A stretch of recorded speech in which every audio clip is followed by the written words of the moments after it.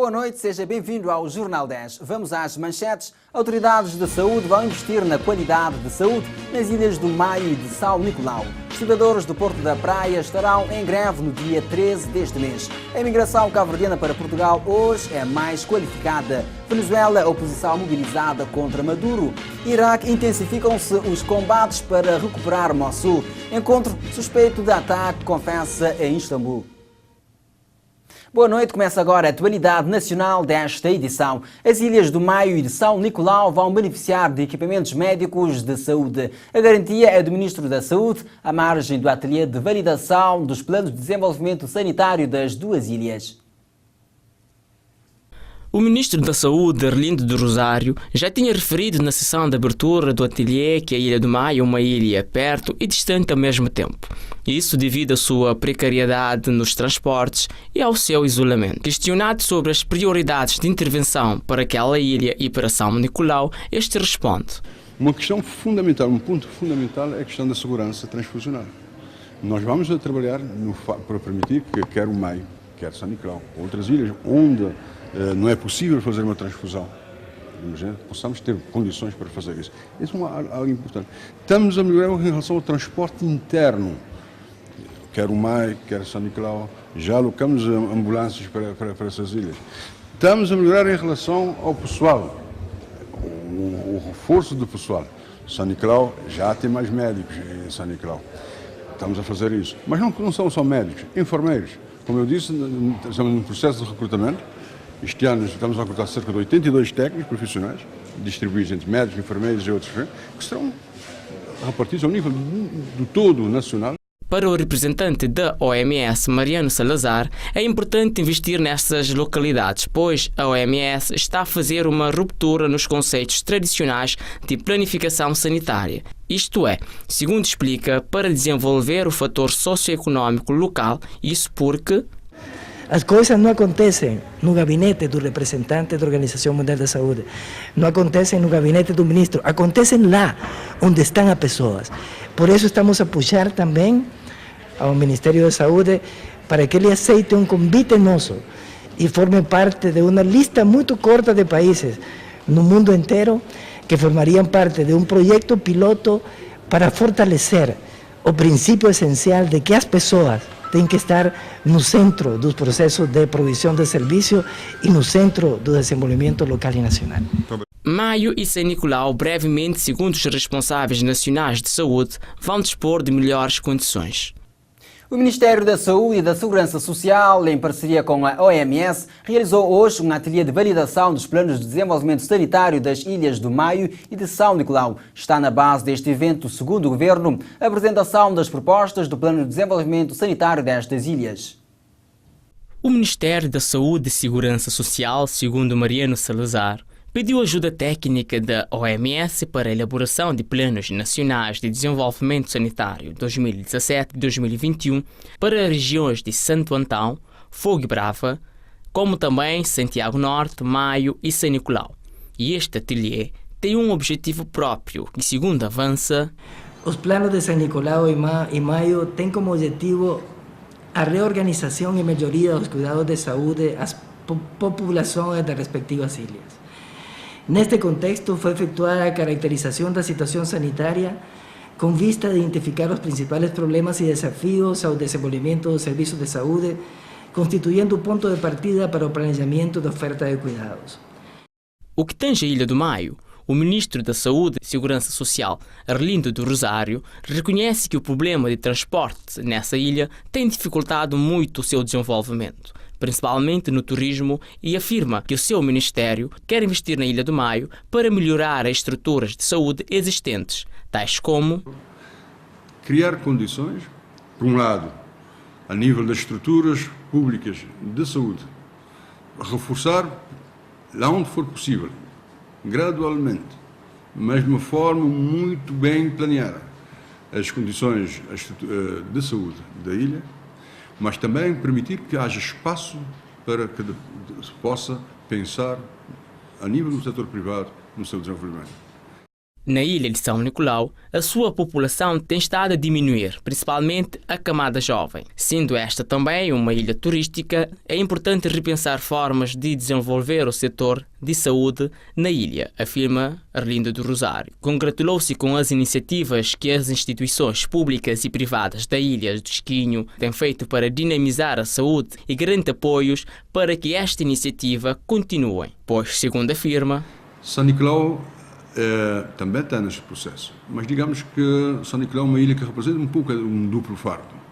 Por um lado, as doenças crónicas estão a aumentar, próprio do envelhecimento da população, que é uma tendência geral a nível de Cabo Verde, mas também ainda pela existência de doenças de transmissão, doenças transmissíveis, normalmente a nível da infância, as doenças ligadas ao saneamento, como é o caso da diarreia, mas também as infecções respiratórias, etc, etc. E creio que é esse trabalho que terá que ser feito.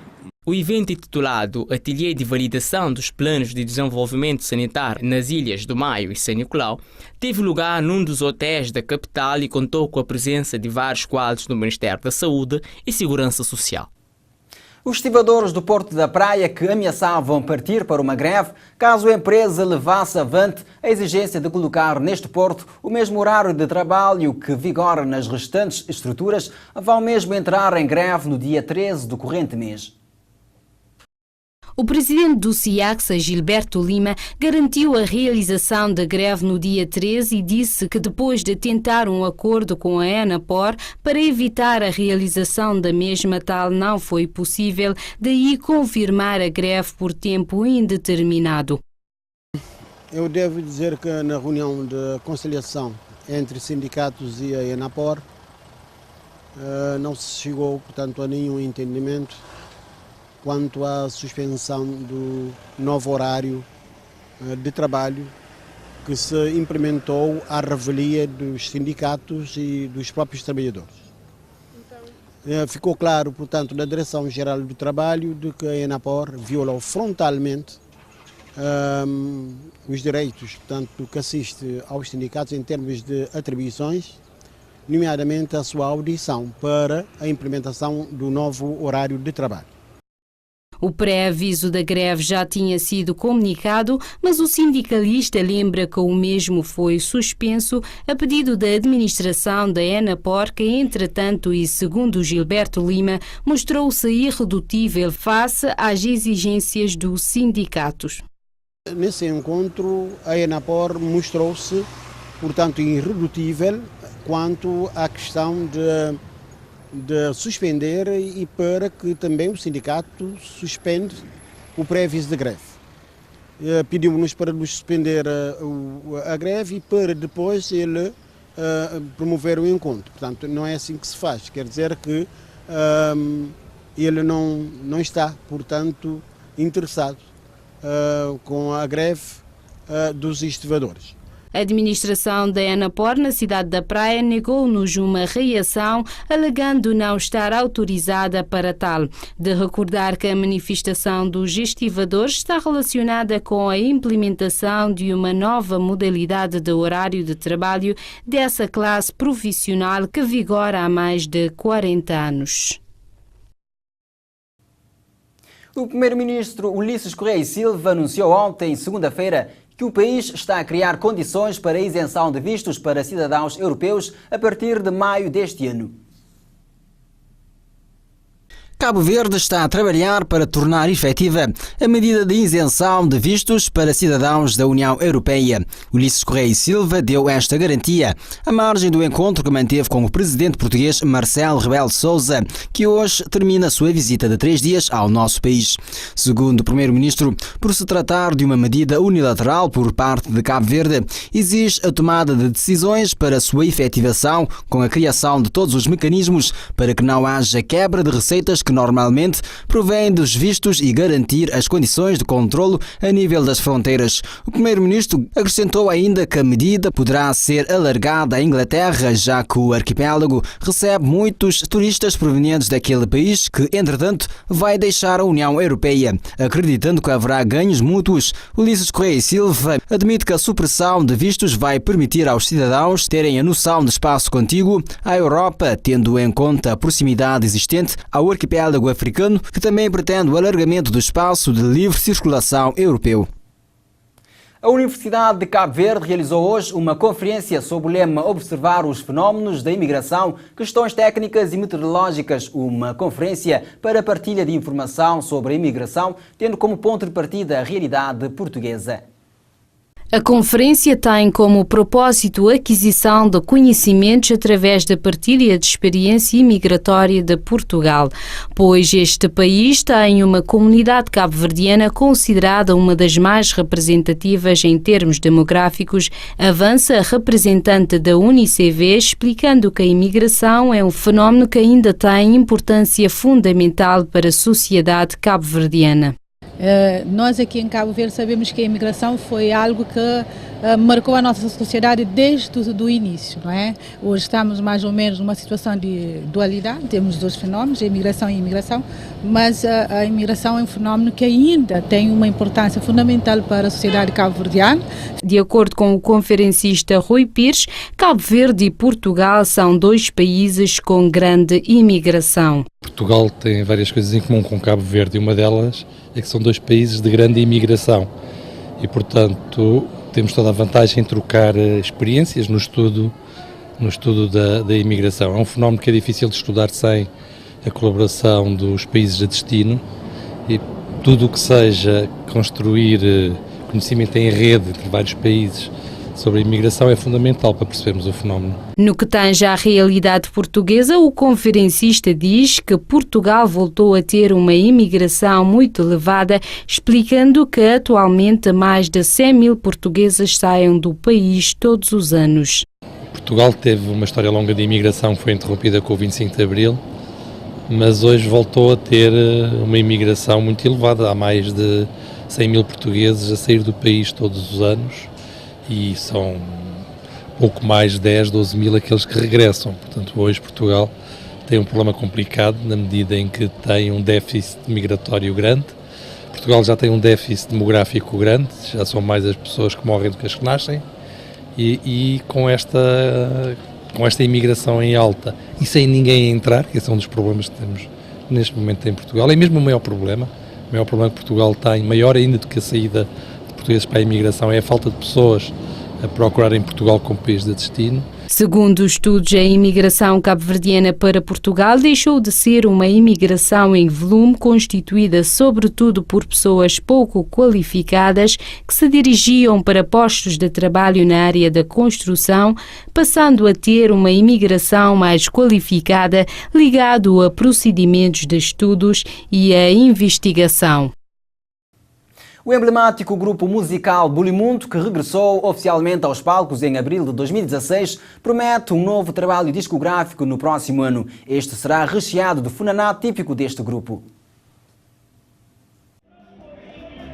A informação foi avançada à margem do primeiro dia do Atlantic Music Expo, que está a acontecer na cidade da Praia. O vocalista do grupo, Zé Mário, informou que o grupo já está no terreno a fazer recolha e tem preparado algumas músicas para a gravação do próximo álbum. O regresso de Bulimundo, segundo o vocalista, vai para além das apresentações, mas também com os discos novos, tendo em conta que o público já está a pedir um novo trabalho discográfico.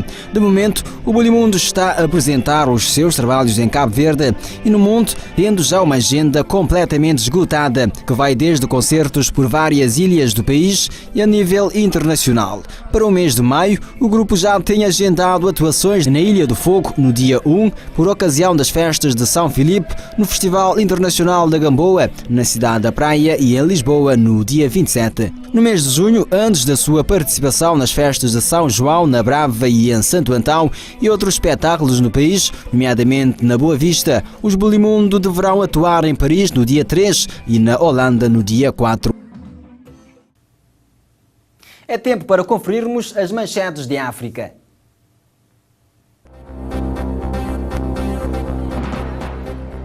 O Sudão do Sul, mais de 6 mil refugiados sul-sudaneses fogem por entre onda de violência em várias cidades do país. Cerca de 4.500 encontram-se na fronteira com Uganda.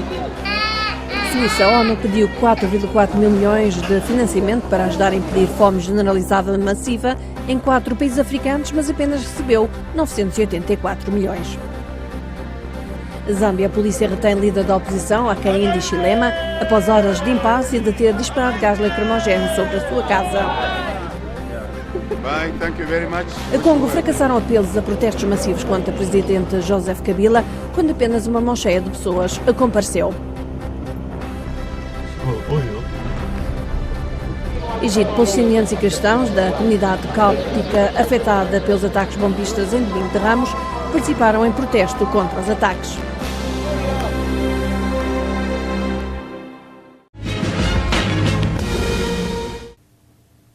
Outras manchetes para acompanhar agora.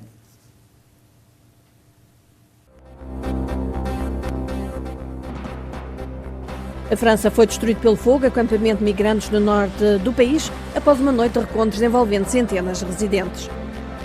O Sudão do Sul, mais de 6 mil refugiados do Sudão do Sul fugiram por entre a nova onda de violência em várias cidades do país. Cerca de 4.500 continuam na fronteira com Uganda. Paquistão, numa rara decisão, o Tribunal Militar sentenciou à morte alegado espião indiano sob acusações de espionagem e sabotagem.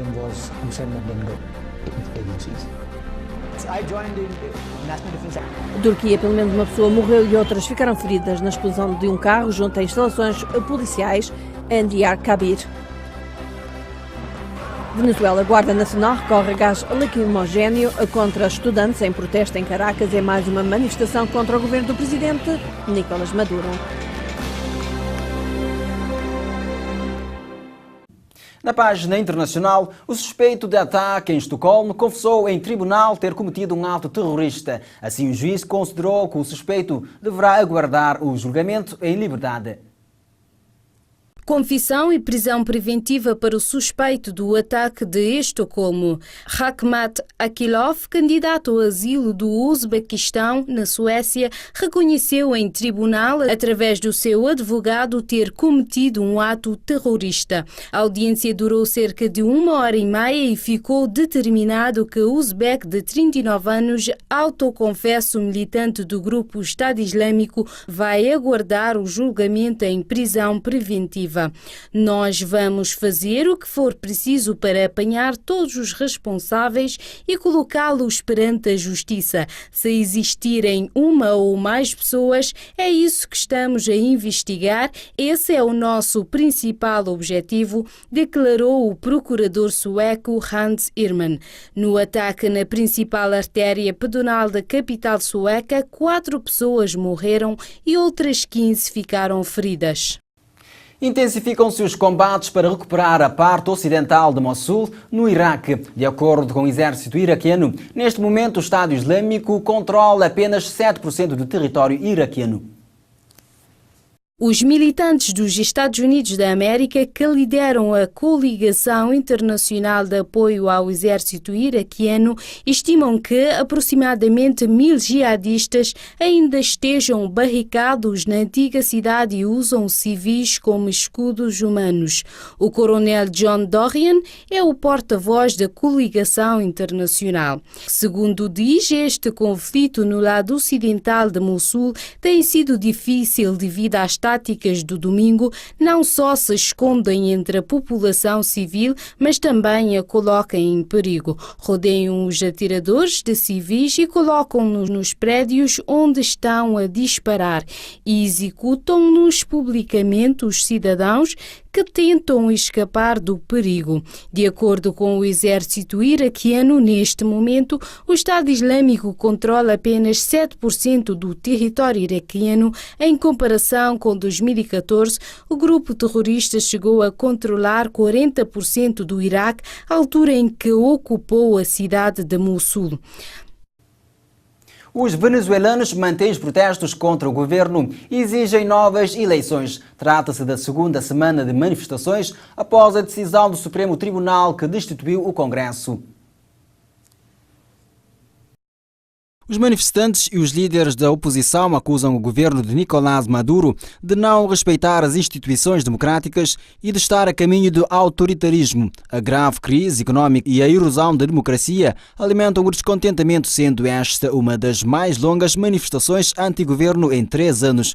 O presidente Nicolás Maduro acusou ontem os Estados Unidos de tentarem minar as negociações de paz social e alertou para um golpe de Estado. Maduro acusa Washington de derrubar os esforços para o diálogo entre o governo e a oposição. Em várias cidades, os protestos duram há 10 dias. Na capital, Caracas, a via principal foi bloqueada, obrigando a uma intervenção mais dura da Guarda Nacional. Os líderes da oposição criticaram o governo pelo uso obrigatório da força.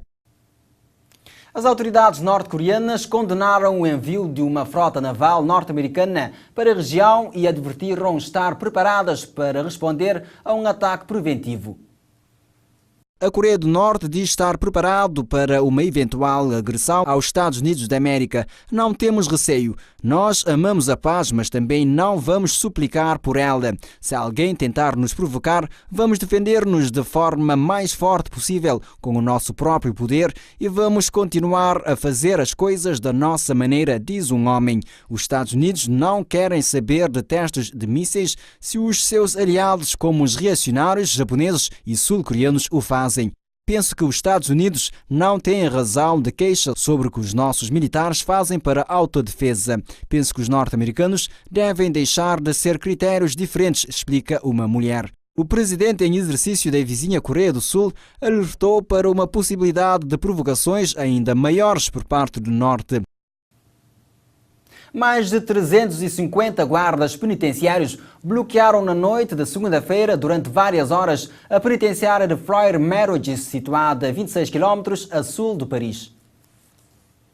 Trata-se da maior prisão da Europa, que abriga atualmente mais de 4.200 detidos. Os guardas afirmam que a prisão está sobrelotada a 180% da sua capacidade e que, segundo os sindicatos, existem cerca de 150 postos de trabalho que estão por preencher. A polícia da intervenção acabaria por colocar um ponto final no protesto ao início da noite. O acesso ao estabelecimento prisional foi restabelecido por volta das 23 horas. Acompanhe agora as notícias do desporto internacional.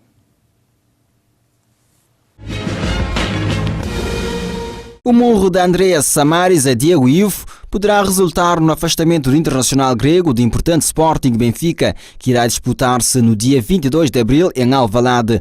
O regulamento disciplinar da Liga Portuguesa dispõe no artigo 257, âmbito de levantamento de processos sumários, no terceiro ponto, que o auto relativo à infração verificada em flagrante delito é elaborada por qualquer membro da comissão de instrutores no prazo de 3 dias, a contar dos factos a que o mesmo disser a respeito, sob pena de caducidade. Como o jogo foi no domingo, a Comissão de Instrução e Inquéritos da Liga Portuguesa tem até quarta-feira para elaborar um auto que será depois enviado com a máxima urgência ao Conselho de Disciplina da Federação Portuguesa de Futebol.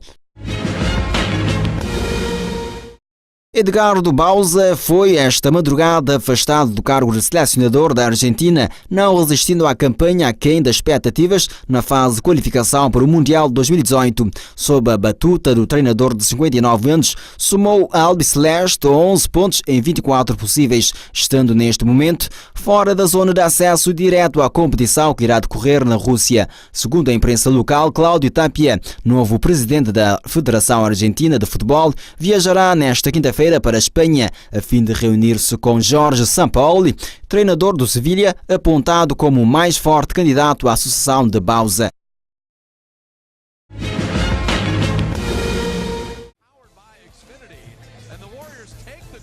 Os Utah Jazz venceram os Golden State Warriors por 105-99 e interromperam a série de 14 vitórias consecutivas da equipa de Oakland. A equipa de Salt Lake City fez valer as boas exibições de George Hill com 20 pontos e 5 assistências e Joe Johnson com 20 pontos e 5 assistências com mais 5 ressaltos, sendo que o grande destaque foi para o duplo-duplo do francês Rudy Gobert com 17 pontos e 18 ressaltos. Já os Golden State Warriors contaram com os bons registros de Stephen Curry, foram 28 pontos, e Kevin Durant com 16 pontos, insuficientes para conquistar a vitória.